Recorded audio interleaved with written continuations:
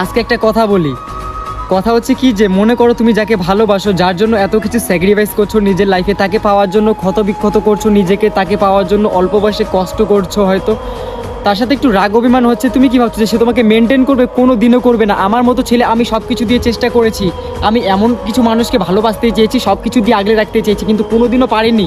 হয়তো একটু রাগ অভিমান হয়েছে, কিন্তু সে অন্য কোনো পুরুষকে নিয়ে বেশ সুখে সংসার করছে।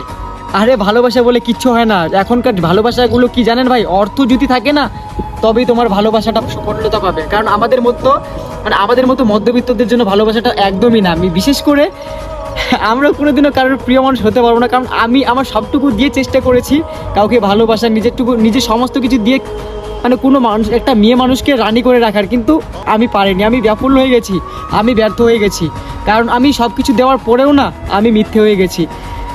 এইসব ভালোবাসা বলে কিচ্ছু হয় না, কারণ এই ভালোবাসা জিনিসটা আমাকে শেষ করে দিয়েছে। এইটুকু বয়সে যতটুকু বুঝেছি যে ভালোবাসা বলে কোনো কিছু হয় না। এখন সব কিছু টাকা ইম্পর্টেন্ট করে ভাই। যদি তোমার কাছে টাকা থাকে, যদি তোমার কাছে ভালো বাড়ি থাকে, ভালো গাড়ি থাকে, ভালো একটা আর্নিং থাকে, তবেই তোমার পিছনে একটা মেয়ে তোমাকে পাত্তা দেবে, ততদিনই তুমি তার প্রিয় মানুষ হতে পারবে। আর তার আগে পর্যন্ত তুমি তার কাছে কিচ্ছু না, জাস্ট তুচ্ছ মনে করবে তোমাকে।